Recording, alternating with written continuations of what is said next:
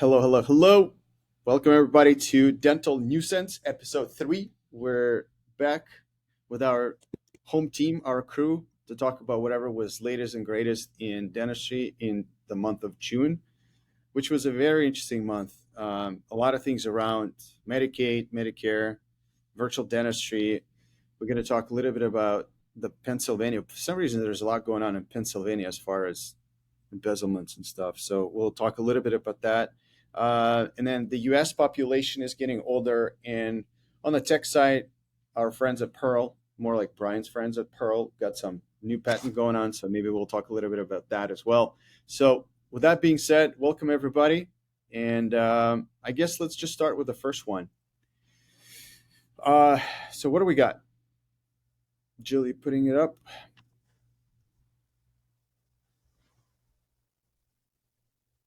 Nice. All right.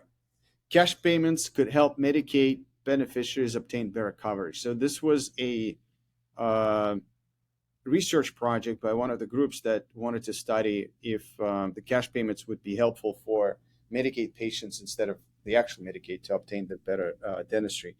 And so they go deep into the research, and again, the details are interesting, but they're basically trying to make a point that if all these patients would get cash payments, they would get access to all the private dentists, which would be a much better quality of dentistry and the outcome of the dentistry versus them being part of the Medicaid. So I guess, Aaron, what do you think about this? What would be your take?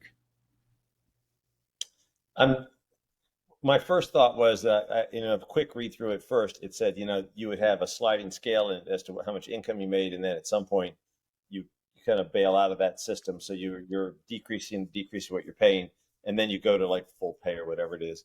And I was like, well, like the guy that goes from when you come off the cusp, I imagine that's a rather rude awakening.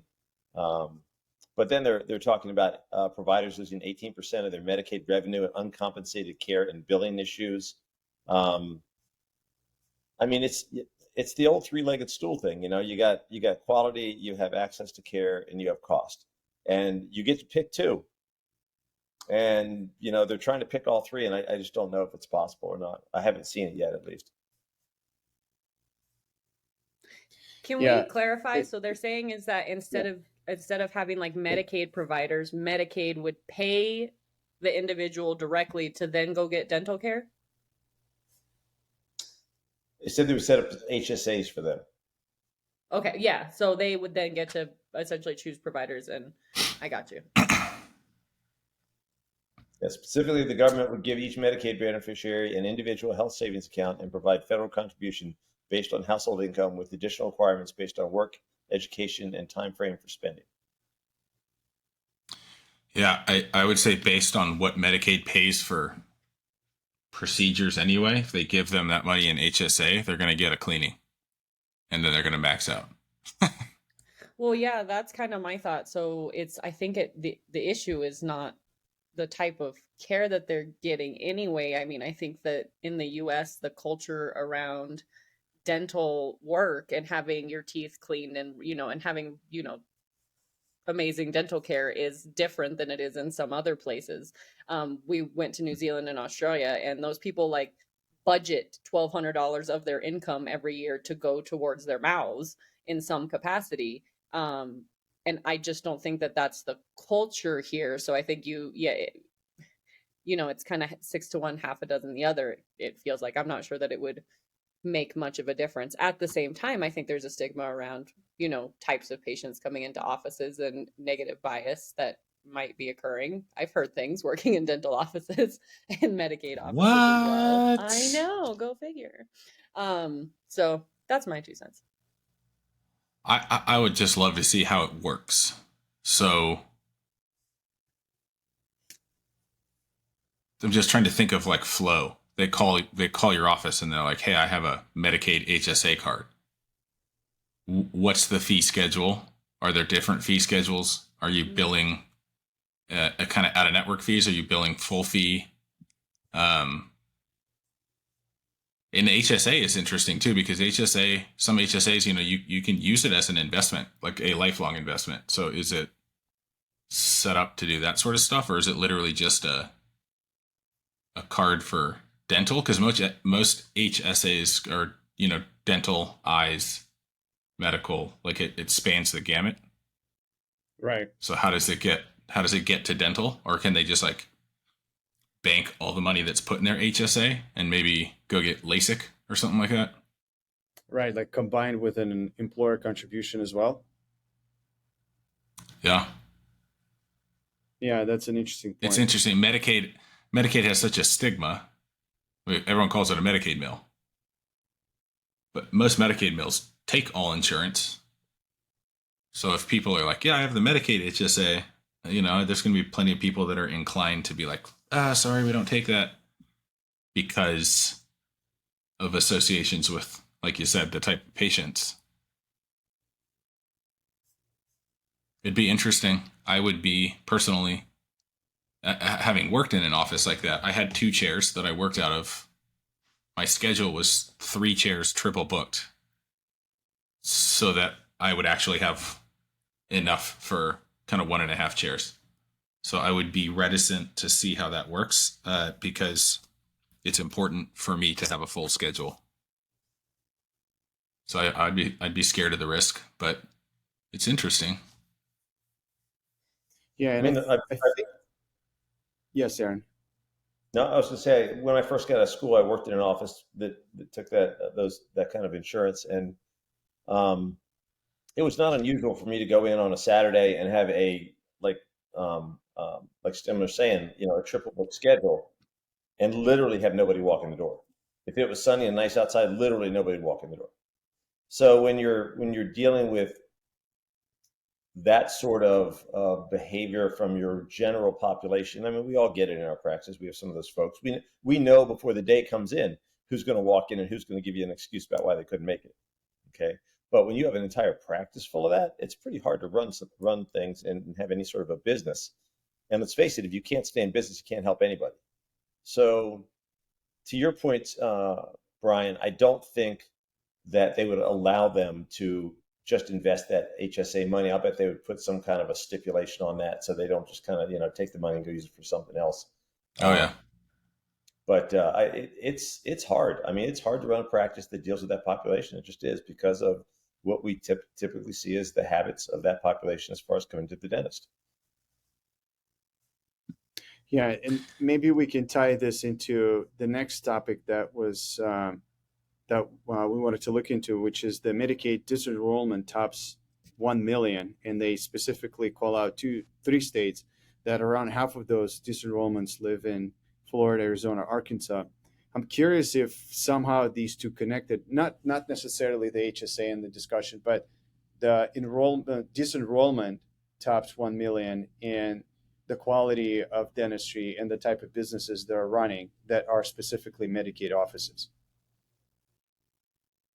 The enrollment of offices in the program, or the enrollment of patients in the program?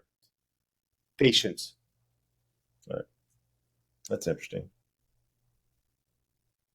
It's also, I mean, it's saying that most of them were disenrolled because they did not return required paperwork or other procedural reasons, rather than being determined ineligible. I don't know why that's news. I mean, how many people with a HMO or a PPO are disenrolled because they forgot to turn in some paperwork? Like, it's just. And they forgot, or they just didn't care to submit it? Yeah, I mean, it's just funny. It's like, you look at the quote, "I'm deeply concerned with the number of people unnecessarily losing coverage." And it's like, well, anyone that deals with insurance from that side of things, I mean, yeah, if you don't turn in your paperwork, you don't get your insurance. We all know about enrollment periods and that sort of stuff. It's kind of, unless there's some extreme disadvantage, but they're not talking about it. Yeah. Ashley, what do you think? I mean, yeah, I kind of am with similar here, and I'm not sure how this affects, you know, I mean, okay, it feels like a fact. You know what I mean? I don't have a lot to say. I'm so sorry. We can just edit that part Kind of put you on the out. spot, right? Thanks Exactly. for No. coming. Thank you for coming to my TED Talk. Right. I mean, I don't know enough about the Medicaid system. And so, like, I think a lot of people are familiar with PPO enrollment because they'll have it at their job. So when an enrollment period is coming up. I just don't know if Medicaid, is there one enrollment a year? And so if you miss it, you're screwed. Yeah, probably just like Those are the other like government run programs. Probably it's like an Yeah. annual enrollment. But Hmm. yeah. And then maybe we can tie this up with just to get over to the subject with the Illinois signs two dental payer reform bills into law. I'm curious, what do you guys think how that's going to really affect the dental practices? It says the first bill requires insurers to notify dentists that a network they are a part of is being leased out and allow them to opt out of the new network. And the second bill prevents dentists from incurring virtual credit card fees to obtain payments for services. I'm curious, Brian, what's your take on these two things? I mean, the second one, it's like the insurance company is supposed to pay you a certain amount, and then if there's a fee to get your money, I would classify that as bullshit. It's interesting because it's just there's so much information in these things that I feel like dentists are privy to, and I really wish the general public was privy to that. Like, I saw this a lot in New York when I was there. Is like these insurance companies, and here they're saying it's leased out, but they will, without informing you, add. Sometimes in New York, there's 32 unions that they'll just add in. And it's like these union fees are the worst HMOs you've ever seen. And then all of a sudden there's people in your office and they're like, oh no, I don't pay anything. And you're like, what are you talking about? And then you look and you're like, oh, holy crap. Like somehow they snuck in this insurance plan, didn't tell us. And now all of a sudden this person's standing there and you're like, no, dude, like I can't get paid $320 for a crown. I don't know what to tell you. I feel like if the general public knew a little bit more about insurance and stuff, there'd be an uprising. But I mean, it's good that it requires them to actually tell you what they're doing. So I'd say they're both pretty darn positive. Yeah, I thought but it was- is it possible? Yeah, maybe Aaron, you can elaborate on the second one a little bit more. But what does it mean? The prevents dentists from incurring virtual credit card fees to obtain payments for services. Well, if you submit you submit to the insurance company and they say, hey, do you want a check in the mail you have to wait for, or we can give you this number and you can just go and get that. We'll put that money in there right away. Oh, by the way, there's a 3% cost. It's right. virtual credit card. So they Yeah. call them VCCs. Yeah. Yeah. So they're they make you work really hard and put up with all their stuff, in submitting stuff, and they want different stuff, and they want it, and they drag it out for forever. And then when they finally get around to cutting the check, they don't actually cut the check. They go, hey, you can have it right away. And if you're not aware, you can have it right away minus 3%. So it's all of this shucking and jiving that's going on with these insurance companies to make more money off of what they have, which is why I find the first part of the article really interesting, because they're basically selling you without telling you. So it's like selling your email list, except it's selling your provider list. And all of a sudden, you as the provider have agreed to certain things in the contract, which, who reads those really, really carefully. Or you have assurances that, oh, no, we don't ever have plans to do X, Y, and Z. And next thing you know, like Brian says, you got a bunch of people walking the door going, no, you don't understand my insurance.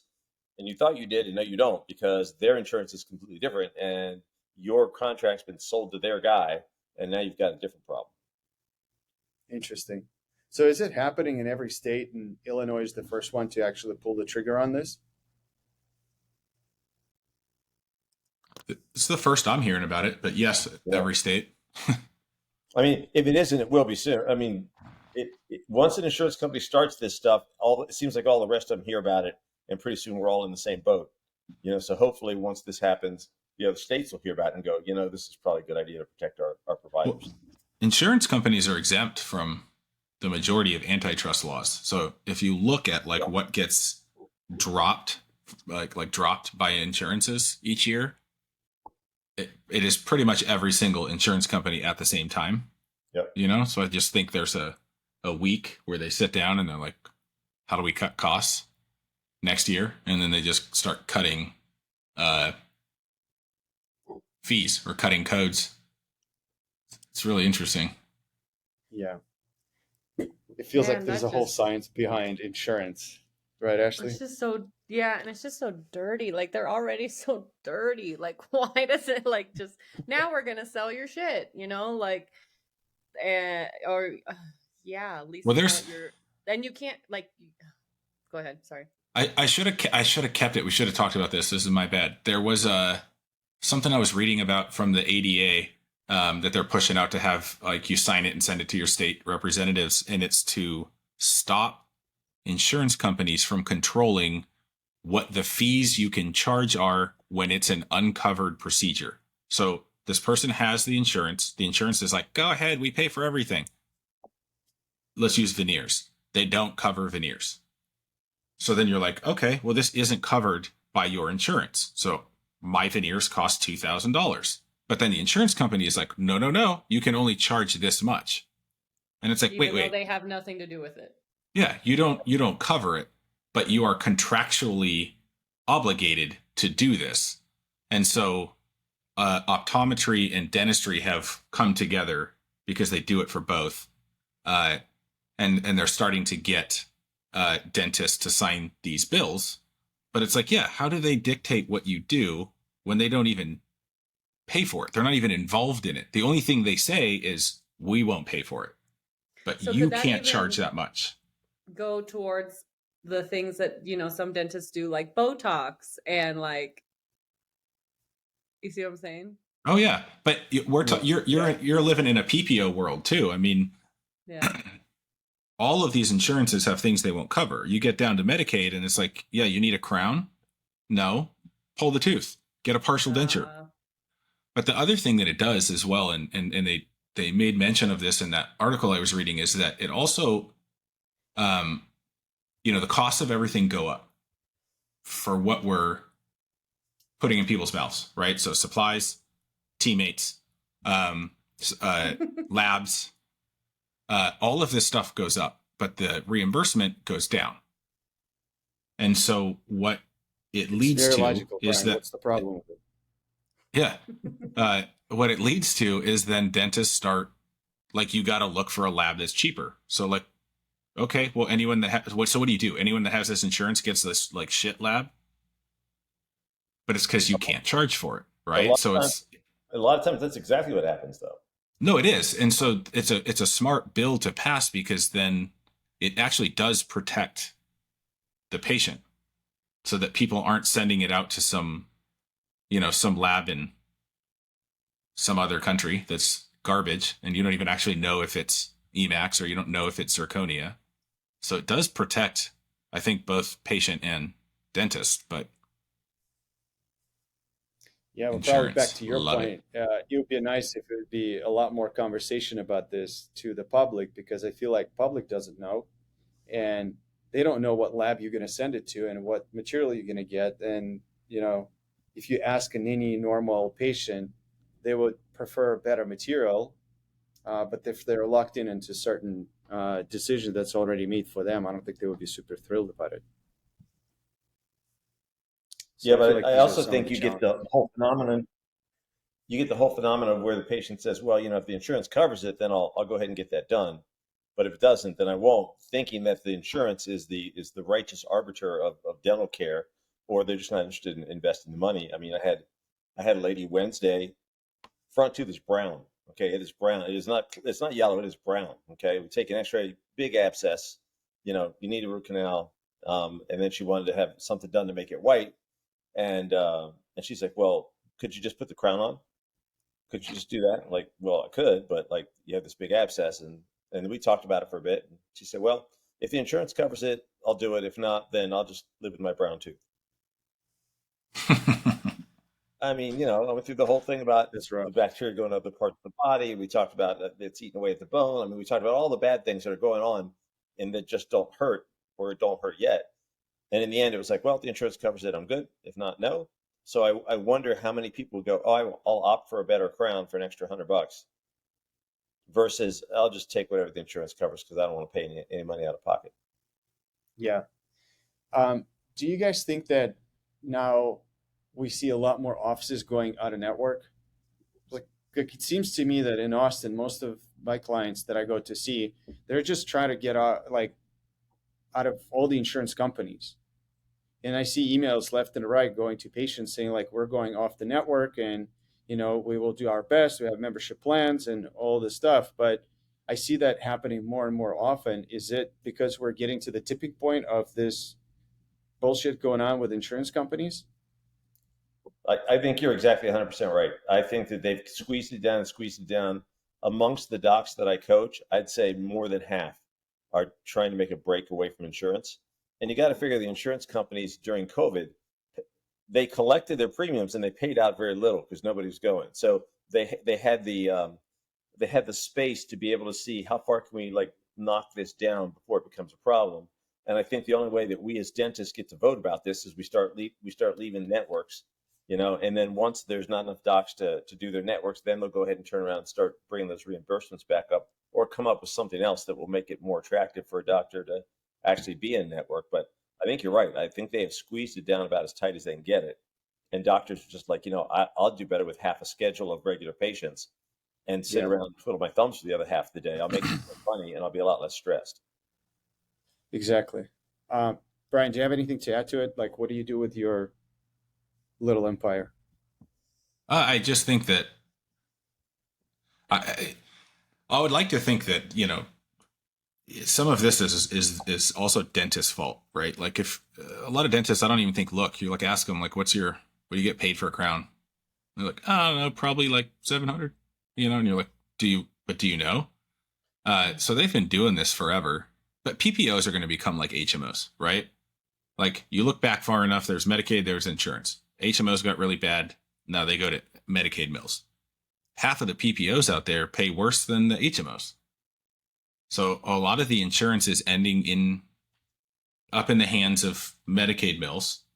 And I am sure that there are some great Medicaid dentists out there. I have not seen it yet. And so it's scary for somebody that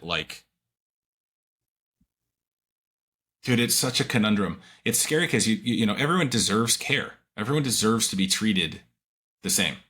But if one insurance company pays enough for you to actually pay your team, keep the lights on, use decent supplies, and the other one, if you actually do that filling, you lose money. Like, that's scary. So what does the provider do? It's like if you can do a filling in 39 seconds, you might be profitable. But if you can't, you're losing money.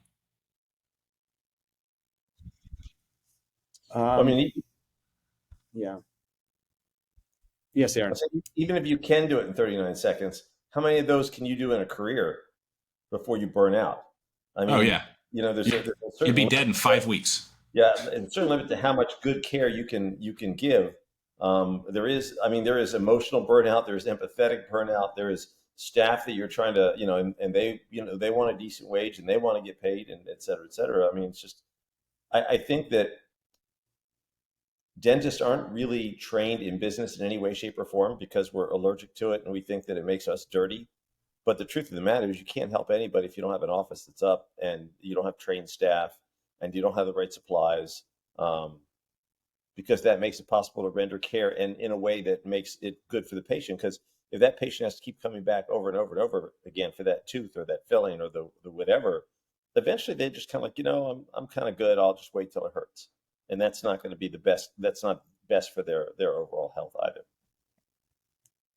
Yeah, and then what does it tell? Hypothetically, imagine that patient goes to another dentist and they say, well, I went to see so-and-so and now it hurts like 2 days or 3 days after, right? And so the other dentist will be like, so why didn't the other doctor do something about it? And are they going to say, well, I didn't want to? They're just going to say, I don't know. He just said it's okay for now, right? And so that it creates that vicious cycle of like dentists not liking each other because the patient will just not make a decision. Or I guess we're not good at convincing them that they actually need to get it done. But then there's all these insurance companies involved. I don't know. It seems interesting. I mean, early on in my career, I was in a couple of HMOs, and I would have patients that would come in, and they were, I had to do all the fillings for free. That was the deal. You got paid X number per head. You did the fillings for free. And patients would come in with these composites that were decayed all around the edges of them. And I would say to them, like, how long it's been? Oh, I go every 6 months. Oh, well, these little brown spots up here, like, what did the doc say about those? He said he didn't know what they were, but like they got really bad. We could always crown the teeth. So it's kind of like with waiting to get to a procedure, he'd get paid for it. And that was kind of the way he went through life, and it's just not good. Yeah. Ashley, I got to ask you this. Like, we're, you and I, the two not dentists on this thing. And to me, it's always fascinating. It's almost like somebody is telling you what kind of dentistry you should do to your patients. And as if you're like a, free thinker and try to control your own destiny and all that. It's really hard to imagine, right? Like you and I know a lot of dentists, besides Aaron and Brian, who are really cool and great. But it's like, how do you think, like, how did that happen, that somebody like an insurance company dictates the quality and the standard of your care? I mean, they control the he who has the gold has the power, like, and they're the ones controlling the funds, so that it got so big. And like you said, or someone said earlier, it was Medicaid and insurance, and these were the options. And then it just spiraled. And like Aaron mentioned earlier, it's been squeezed and squeezed and squeezed to the point where like dentists are like, I can't do this. I can't live like this. We can't offer quality care for this. That's a really interesting point, Aaron, you just made about waiting to get to a procedure he could get paid for. That's fascinating and scary. And I guess the outcome of this system that's been in place for so long. Yeah. And just to wrap it up, what do you guys think that needs to happen to change that? So, okay, so now dentists, private offices are leaving those insurances, going out of network. Like, is ADA going to step up and say, all right, so we actually going to work with individual practices and try to support them and protect them and go negotiate with insurance companies? Or there's something else, some other force needs to emerge from this? ADA is not going to do shit. We got a lot of friends from ADA. It'll probably be. I don't see any end in sight. I'm not saying that pessimistically. The only way that it changes is if the majority of the general public understood what is going on, and it would have to be from the top down. The problem is, insurance companies are the strongest companies on the planet. They're the strongest voting companies in the U.S. They also merged with pharma, so now they're overwhelming. So any politician that would go up against them, I mean, that's kind of political suicide. So I don't know. It would have to be from the very top down. And then everyone's like, well, why don't we just have, everyone gets insurance like it, all these European countries. I have friends that have had experiences that are pretty bad there. So I don't know if that's the answer, but I don't know, man. Where do we go? Well, to that, I don't know. Everyone's had bad care for like you can have bad care in the U.S. that your insurance is paying for too. That's a good point. Oh, yeah, you're right. I mean, the thing is, though, every time we pull out, let's have something like the Europeans do, or et cetera, et cetera. If you actually go to those people and to those countries and ask them, what's their experience like there, and then you also look at where's the money coming from. You look at the taxes that are helping to support that. I always tell people the thing that scares me the most is if you listen. It used to be if you listen to NPR really, really late at night, they had like the discussions from the House of Commons in England, and I remember one where they were talking about whether they were going to fund their national health care plan or not. I mean, when national health care becomes a political thing where we decide, are we going to fund it or not, it might as well be Medicare because, we kick that ball around too. And it was never really meant to be that. The quality of care is like we were just talking about with Medicaid. And you look at like Aaron, you were like, well, or Tiger, you're like, well, why wouldn't you go back to your dentist? Because they call their dentist and they're like, yeah, you can come in 3 months. Also true. And you see that a lot of the time, so I don't know. I don't know. A good starting place would be that reimbursement keeps up with economic trends. So if everything else is costing more, you should get reimbursed more. I To would that also point, say if I you wanted. could, good. I was just gonna say to that point, I wanted to get in with a physical therapist, and they didn't have openings until under my plan until August, and I was like, oh yeah, no, that'll be healed by then. Right, by Yeah. itself. I mean, I recognize probably all of us on this call, like, we're pretty lucky. And so we could afford, if we needed to pay for like a checkup or something, right? When I would do my checkups in New York, I would call and they would say I didn't have insurance. And they'd be like, oh, when do you want to come in? And I'm like, I don't know. How about tomorrow at 5? And they're like, great. And you don't wait in line really. And, I'm not going to do that for like a hip surgery and spend 160 grand. But like, it's just, it's crazy the difference in treatment. But it does have to do with, I walk in, I give them cash. They don't have to do work. They don't have to, chase claims. They don't have to do anything. All I'm going in for is a checkup, right? For me, time is valuable to me. So to be able to pay a little bit more and walk in and walk out is fantastic. But it's the cash that speaks, right? Well, let's try to bring it all home. Like, what suggestions would you give to people considering going out of network? Like, what's the scariest part and how to overcome that? Because I hear stories that people just don't want to do it because they're afraid they're going to lose patients and all these stories. But how would you do it, Aaron? Like, what are your thoughts? First thing I'd say is go find yourself a practitioner that's done it. It's not that hard. You have to pay a little bit more attention to how you're running your practice. Get your patient experience squared away to where it's nice and it's smooth and things are working, and then go and look at the crappiest insurance plan you got. Oh, and then make sure your marketing's okay too, internal and external. Then go look at the crappiest insurance plan you have and drop it. Okay, and when you drop the first one and you find out your life doesn't end, and you might even be a little bit more profitable and a little less crazy, you'll go, oh, this feels pretty good. Who's on the chopping block next? Because this is literally the way that I dropped PPOs years ago, because it came around one year and MetLife decided they didn't want to pay for periodic exams. And I'm like, I'm sorry, I'm doing the work. If you don't want to pay for it, I don't want to work with you guys. I'll see y'all later. And there was a whole tirade of stuff that happened after that to get out of there because they don't let you go easy. And even once they let you go, they keep putting your name out there so that employers think there's lots of providers, whether there are a lot of providers or not. So they play all these games.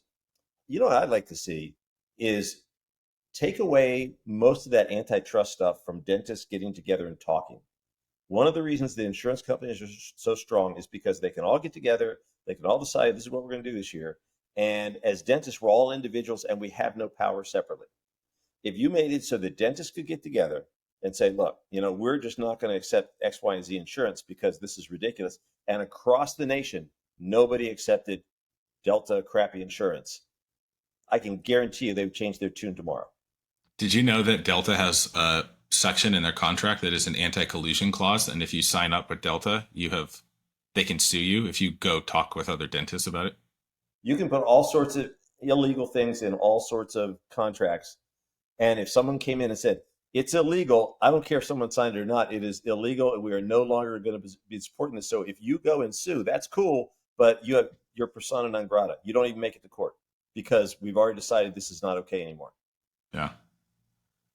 But people say lots of things all the time.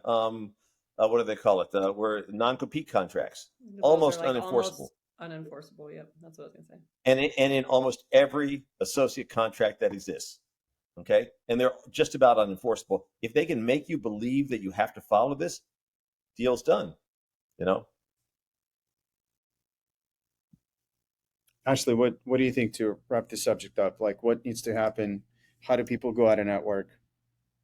I mean, I think, yeah, there's lots of people who have done it. There's lots of colleagues who have been through it. I love Aaron's suggestion of doing it like you don't have to leave them all at once and make it super scary. Like you can, slowly rip the band-aid off. And it doesn't have to be as dramatic as it sounds. It's kind of more of a transition than a black and white overnight is my suggestion. Mm-hmm. Brian? My suggestion is do it. Cold turkey? All of them at the same time? No, you got to transition, but you got to be better. You got to be better. Right. Okay, cool. So I think, Aaron, you had a pretty strong opinion there that dentists need to start talking to each other, and I wish there would be a lot more of that. It's Yeah. pretty powerful if there would be a platform. And again, I go back to ADA thinking that that's their role, but I guess it's not necessarily at the moment. But I wish there would be something like a Twitter, but just for the dentists, that's no one else is allowed. It's checked by the license, and you all can talk there and decide what to do and what not to do. I wonder if there's something that exists like that. What is it? DSN. I think We there's a check bunch of people licenses. that are not dentists. We check But licenses on everyone who goes in. oh, maybe that's why I got kicked out. That's good. It's possible. All right, let's go to the next one. Jill, what do we got? I think it has something to do with teledentistry. Okay, so this is interesting. So I wanted to ask you guys what you think. So virtual dental care launches dental.com. So there's this big push on teledentistry. But the funny thing is, I looked somewhere in ADA, out of all the places, a month ago, when I was putting the news for last month, they had a study done that teledentistry is not going to work in dentistry because people would much rather come and see the doctor when it comes to dentistry. So I'm super curious to see what you think, if it's the case, if it's not the case, and why do we still see that big of a push for teledentistry, including this dental.com, which is a cool website. I mean, I wish they would use it for something else. But they're pushing this whole thing where patients can do teledentistry and then pick the dentist from this website. Who wants to start first? Ashley? My first thought is that it's just so much harder to explain a dental issue, via, virtual communication. Like if I, just need a prescription for, whatever it might be, cold medication, like I can get on a virtual call, explain to my doctor, hey, I have a fever of 101. I have these, I'm coughing, I'm achy, blah, blah, blah. They can probably get me something. If I'm like, it's this one, like, it's really hard to determine. Like you're looking at x-rays, you're looking at 47 You different mean you things can't to get to the expect point. a patient to call and say like my number 11 hurts, like, and give pretty much a Yeah. diagnosis? Right. Aaron has the tapping test, or the flamethrower that he's testing heat with, and his, and when he's trying to determine if, but yeah, I just don't think it's as practical for dental work as it, maybe like ortho initial consultations is a good place to start, but it's just not as practical overall. And one of the main reasons that people are even going to the dentist is to get their teeth cleaned, right? And that's where stuff is getting diagnosed anyway. So you're not doing any type of hygiene virtually. Further commoditization of dentistry. I love it. What I'm curious about is who owned dental.com prior to this company and how much did they spend for that URL? You're always so interested in the cost of URLs. It cracks me up. It comes I up at thought least about- once every time I'm around you. Because I still It's a can't cool believe I domain. sold that one for that much. It's freaking nutty to me. It says AI. What is it? AI photo analysis, followed by virtual advice from a licensed dentist. I would say as a dentist, whoever is the one who's giving this virtual advice, I'd like to know what their malpractice insurance is, because holy crap, someone sitting on a couch And they're like, I don't know. They said you probably need a filling. And then it, ends up being a root canal. And the way people are these days, they're like, I'm going to sue dental.com and that dentist. I mean, like, how do you diagnose from? So Go ahead, Aaron. true story, during the pandemic, got set up for teledentistry, had maybe 4 or 5 calls. The one that I remember the most was this older lady who had her daughter like set it up so that she could talk to her. And so we were talking and she started to tell me about like she has this problem with her tooth, and then I have these teeth missing, and then I kept like something wasn't ringing true to me. And I kept asking her questions, and it turns out she had something going on in her mouth that she didn't want her daughter to know about, who was sitting in the room with her. Okay. Then they want me to prescribe medication for her. You can't see what's going on.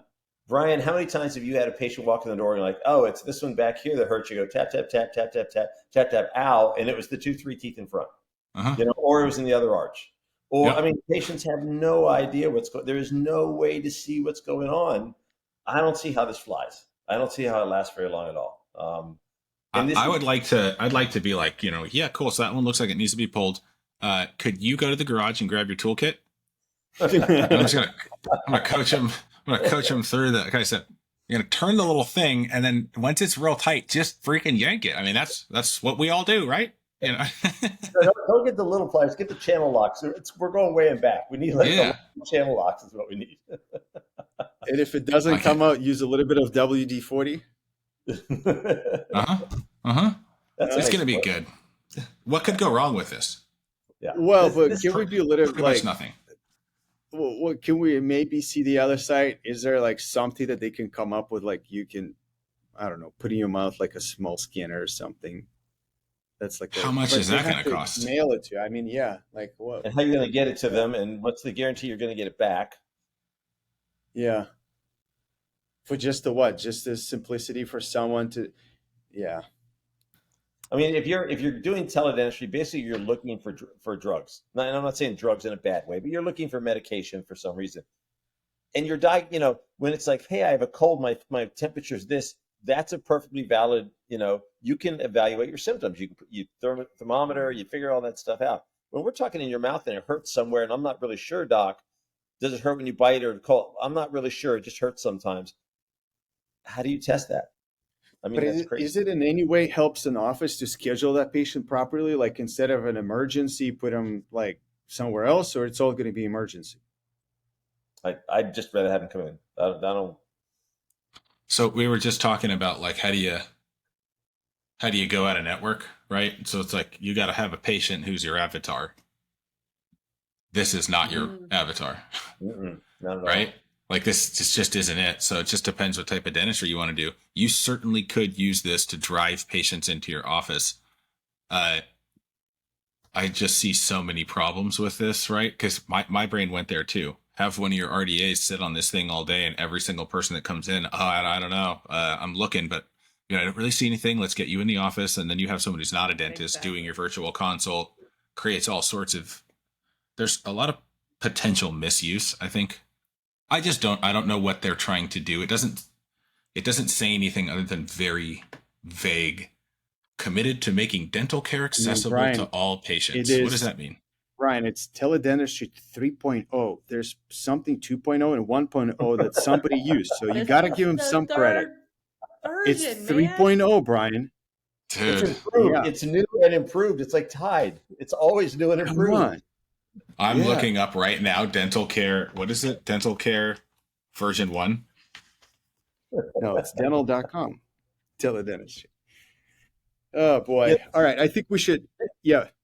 This is the same issue we have with the insurance companies is they're like, oh, we're looking at this x-ray and no, that tooth doesn't need X, Y, or Z. Well, where I went to dental school and probably where Brian went to dental school, they told us, you get a diagnosis by looking at the x-ray and doing a clinical examination in the mouth. And then you can come to a diagnosis. So this isn't even that. This is like maybe we had a picture. We have a patient that tells us what they think is going on, but you're missing the other two pieces. You're missing an x-ray and you're missing a clinical examination. There are emergency clinics where all they do is emergencies. Like you show up at the door, they know they're doing emergencies all day. They're doing emergencies. That's what they're going to be doing all day. And then they'll get you out to somebody else for regular care. So if that's really what you're looking for, like go ahead and do that. This is a poor man's emergency clinic. I like it says like more cost-effective dental care by identifying treatment needs early. Well, if it's just by looking, when you actually see something with your eyes, that's not early. There's a problem. You can only see that with someone who has like, the magnification and stuff. Yeah. Well, if you guys don't mind, while we're staying on this technology kick, Jill, I just updated the link. Let's look into Pearl. I think, again, we can look at it from all sides. Pearl just announced June 22nd, they got a patent for their AI solution that helps them. I mean, it's basically systems and methods for automated medical image analysis. And that's their second opinion trademark named software that they're building. And they go into the detail to talk about what it does and how it works. But I'm curious, Brian, if you looked into it, since you Jill, let me see. I think I updated the link, so if you can pull up a different one, just go back to spreadsheet and click on the one that's been updated. Yep, this one. So just the patent covers. It just covers the machine learning aspect of it, which is interesting. I don't know enough about that. What I do think was cool about Pearl was that, machine learning is oftentimes input by doctors. So you have doctors looking at x-rays. They start putting all of that stuff into the computer. The computer starts to learn what it's looking at. And I do know that Pearl had, I don't work for Pearl. I don't speak for Pearl. But I know that you can go in and adjust what the AI has found, and then things that you see that the AI did not find. And by doing that, the machine is learning. You're adding to the learning. And so I wonder if that's it. It doesn't go into details about what it is, but it says that the patent covers the machine learning models, which is kind of cool and genius on their part. I have a friend actually that he has a lot of associates, and they're starting with their software as kind of like a backup for their associates, because these guys are really fresh out of school and not much experience. And he sees it as a real good way to sort of help them learn, and to give like second opinion almost to the patient, with a young doc. I'll be the first one to say, I'm not the first one, but I'll say it. You get to the end of your day and if you've had a long day, I'm like, dude, you're staring at x-rays and you're like, yeah, it could be a cavity, right? Having a backup like AI to be like, check these 5 areas out. It is a tremendous help to the dentist, but certainly to the patient too. Like it's going to greatly reduce the risk of missing something. Yep. Yeah, I think in one of the episodes, I think the first one, we covered the AI a little bit, and I think there were a lot of good points that I think, Aaron, you brought it up, or Brian, that some of the patients would trust more AI diagnosis than a doctor. Like if you have a patient in the chair, you need to show the treatment plan, and you say that this is the AI that did the diagnostics, and that we know exactly what needs to be done, and we can take a look, and this is what the machine learning AI identified. They will be more lean to accept the treatment plan. Yeah. I've also heard that just from speaking with a lot of older dentists, is that they're like, dude, I'm struggling with this new generation, and kind of like connecting with them. And they're always like, oh, they're all tech this and tech that. And I'm like, well, you got tech to back you up. I mean, it'll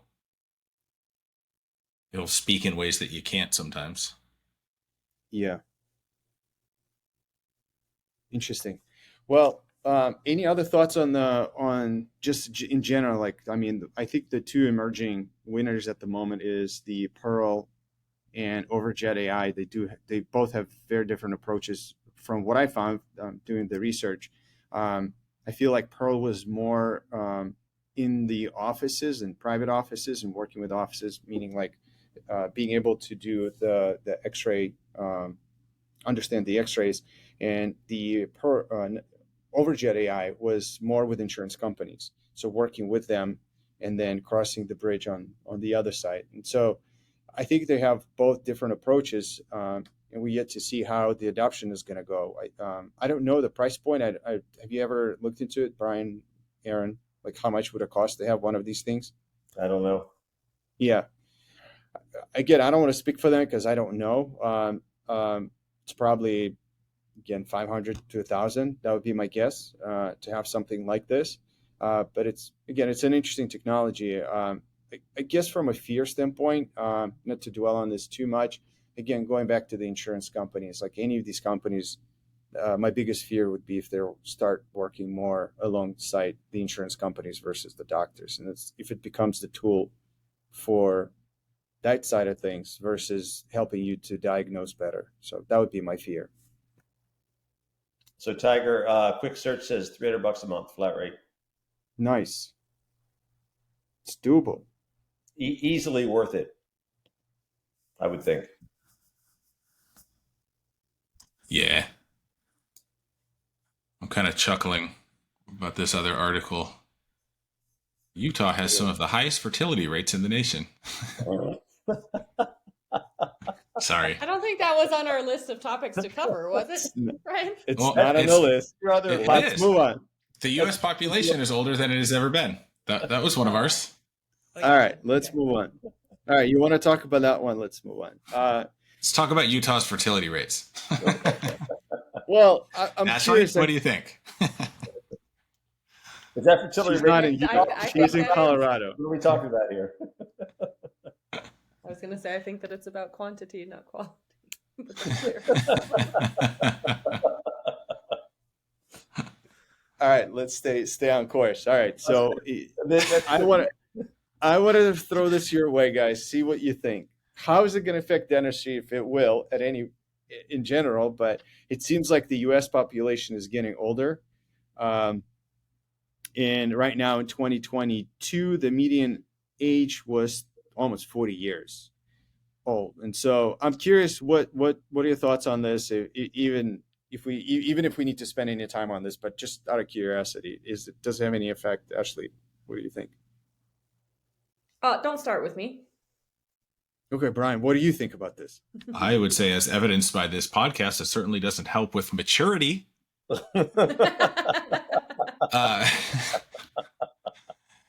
I don't think it has any effect, other than maybe on pediatric dentists.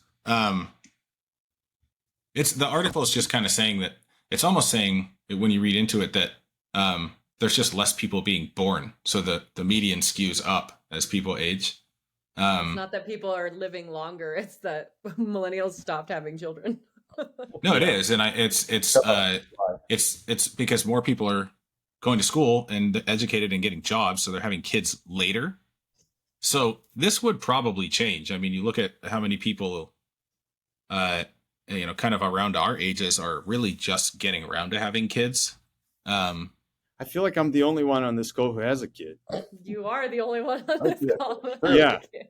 I was going to say, this is like Tiger had a kid and then started this podcast, and it's like he adopted 3 more children. And Aaron has 2 cats, so I take that.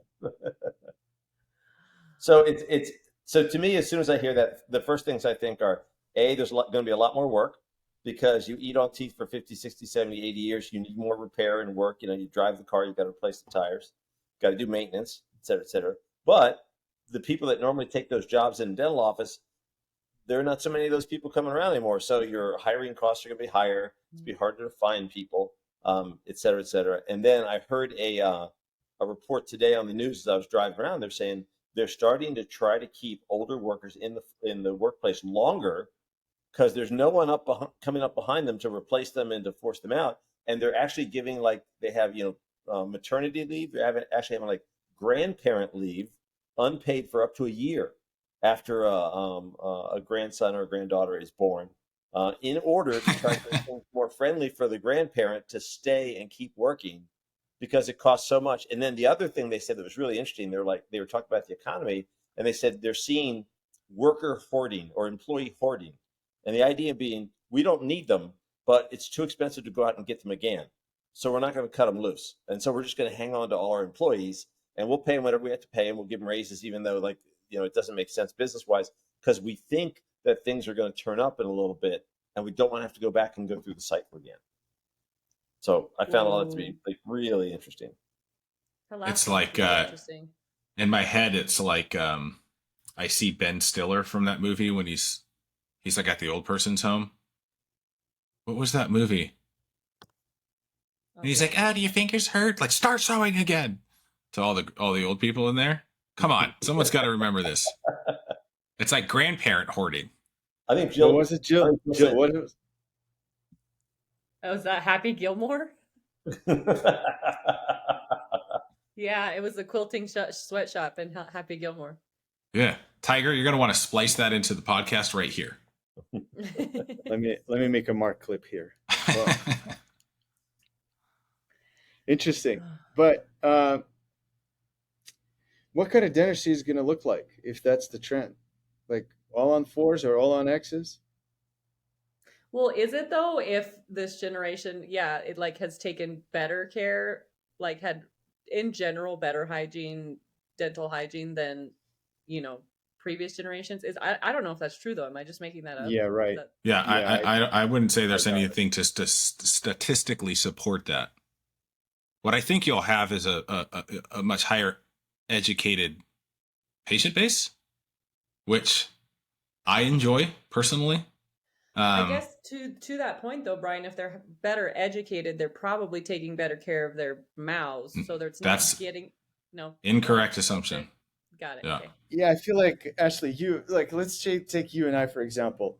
We are very educated. I mean, you more than I am, obviously. And then you're trying to take care of yourself better. But once in a while, you go to Starbucks, you order something, and the amount of sugar and all of these things that we drink and consume, even like take some kombucha. Like I thought one kombucha was incredibly healthy, and then I looked at the amount of sugar; it was like 40 grams, right? And you're like, how is that possible? I feel like our generation, we're just eating sugar by not a spoon, but I don't know, like a shovel. I don't. Yeah, maybe that's possible. I guess, but I don't know. I feel like maybe I'm in my own little Colorado Boulder bubble. Like the Boulder bubble is real. Not that I'm in Boulder, but near Boulder, and that's like it's like the culture is not eating sugar, for example. Like everything has agave in it. You know what I mean? But I mean it's still sugar, but it's still gives you cavities. Yeah. But I mean, the other thing, Tiger, you have to remember: as people get older, they start taking more medications. More medications tend to dry your mouth out, so they could be doing the same level of home care and start getting cavities again because all those sugars are being concentrated because of the reduction in salivary flow.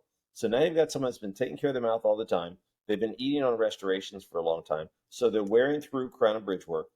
They have fillings that are breaking down or teeth that are breaking down. They're getting decay. So it's not just all on 4 work, although there certainly will be that, but it's also just maintenance of what they've had before and keeping that stuff squared away going forward. Because, I mean, every day, you ask a patient, you look and you can tell they're not flossing. Like, hey, you flossing? Well, it could be better. And it's like we've had this conversation for 10 years. And the getting better is not really happening. We're starting to swap some of our patients over onto water picks and that sort of thing, which seems to be, they're at least getting in there and getting stuff cleaned out. But getting older, it's a maintenance issue, and there's going to be more of them, and the medications they're taking are making things worse. I would say also, so to your point, Ashley, I have never seen a direct correlation between like someone's education level and their dental understanding. Like the general public knows either nothing or next to nothing about dentistry. And it comes with all sorts of like old wives' tales and myths and, this, that, and the other. But the other, we dentists will always be fighting that. So no matter how educated they are, they still don't know about dental health or dental procedures or really anything in the dental world. But then you look at older individuals and, everyone's living longer. But I mean, you see people, they get to like 70 and they're like, I don't need to fix it. I'm not going to live that long. It's like, no. Statistically, you have another 20 plus years nowadays. So it's also just like the change in dentistry might not be the change in dentistry, like teeth are teeth, mouth are mouth, like you know what to do. If the country could work on the education component, much like educating people about their insurance, I think that's when you see the big changes. It's funny. For I'm better. like, agreed. And that makes sense now too. And I take back everything I said because a quick Google search led me down a hole of why millennials have worse teeth than their parents. Millennials are terrible at keeping their teeth clean. And 500 other articles along that vein. So Well, I take back everything I said. it's really interesting. Like in LA, and this was probably 10 plus years ago, there was like all of the children of like the elite and the crazy rich all started coming down with these dental problems just on their front teeth. And their front teeth were just rotting out. And they're like, what is going on? Like, these are the children of like insanely intelligent and rich people. And it's because the parents weren't necessarily the ones taking care of the kids. It was the work. And the work all came from the northern areas of Mexico. And in the northern areas of Mexico, when you give a kid a treat, you take a slice of lemon, you dip it in sugar, stick it in between your front teeth, and suck on it. Mm. And so even the Sounds parents were like, what's wrong with my, it is delicious. But it's like, you know, it's so interesting because people were looking at them and you're like, dude, these kids are like, you know, in $50,000 a year private schools and they're in second grade. And how could this be happening? And it's always a bit more multifactorial, I think. That is so Yeah. interesting. It's fascinating. I'm glad that you found these articles that actually that I don't just connect, because it's Wrecked like my thesis. but we all want to assume that, but essentially like that's just not the case. And I mean, Aaron is Yeah. right. Like, how many times we hear people floss, and it's like, I can beat around the bush all day long to tell people I haven't had a cavity in like 5 years because I started flossing twice a day. And people are like, oh my God, that's so cool. And then people move on with their own life. Like, right. So it's life, it's difficult, and then they don't do it. So They're I like, would that's not assume what I that- heard on YouTube. You're supposed to chew Right. on sunflower stalks. right. It was a TikTok. TikTok. It must be Coconut true. oil. Yeah. Coconut oil. Coconut Oh oil. goodness. Go back to Boulder. I mean, I had a patient the other day in their late 50s, early 60s, full mouth veneers, implants, the whole 9 yards, and hadn't been taken care of. I mean, we're basically redoing everything.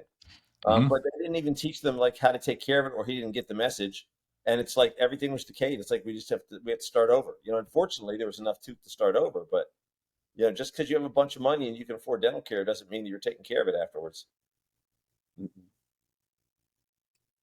My dream is to have a bunch of money, be around dentists, and not needing any dental work to be done. That's my dream. We'll And find just- a way to get it. We'll find a way to get that money. To like flex in front of Brian and be like, yo, these are all natural. Don't need an implant or anything. All right. Anything else we want to cover today? Any other news? I kind of don't want to go. I mean, there's this Pennsylvania police thing, but I feel like that shows how popular our podcast is becoming. I feel like we trickle that whole Pennsylvania thing, that people now doing all these embezzlements with dentists. And I feel like we should just end with, so this last month in Pennsylvania, and then. So there's always in some in Cranberry, Pennsylvania. Pennsylvania. There's always Right. some there. No, we don't have to Well, do it.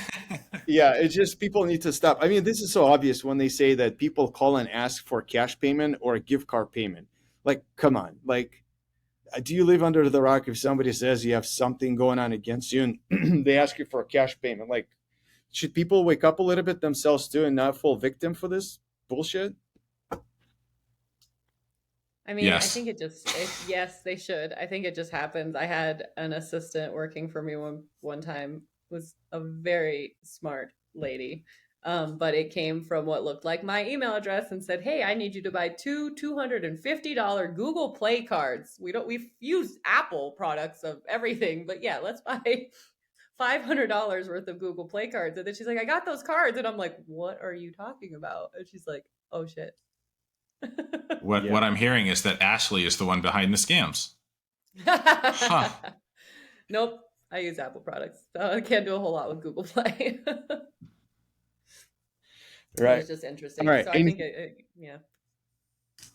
Anything else to add on this, Aaron? So Anything else to add on this? Yeah. the interesting thing to me was this Cranberry Township. There was an article where a woman had embezzled from a dental office in Cranberry Township, and I have a friend that We practices covered there. last week. Yeah, and I said, "Hey, what's going on?" And she's like, "Oh, that isn't half of it. She also ripped off the restaurant down the street and this and this." And I'm just like, I think there's a crime wave in Cranberry Township, and the rest of us are relatively safe. Is what I'm thinking. But So our next podcast will be recorded live from Cranberry Township. This is going to be great. Cranberry Yeah, Township in the summer. Oh, beautiful.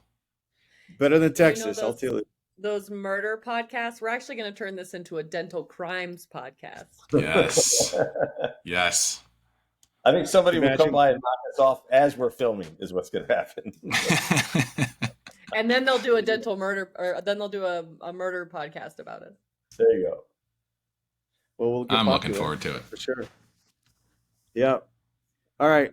This is it for this week. Thank you, guys. This All was right, fun. thank you. Ashley, Dr. Aaron, and Dr. Brian, that was fun. Thank you. We'll see you guys in a month, and we'll record another one. Hopefully, there's a lot more is going to be happening in the dentistry so that we can talk about it. Come on, This month July, felt pick like- it up, baby. Right, exactly. Come on, And Cranberry maybe- Township. And maybe Don't let us step it down. up, Cranberry. Yeah. And then I do plan on covering a little bit about Aaron's article that he's writing on Endo, which is going to be fascinating. And I'll do a little plug on that Woo. because I think everybody should read it. Yep. Oh, yeah. All right. Thank you, guys. Have a great rest of the next 3 weeks or 4 weeks until we see you. Sounds All right, you guys too. Take care.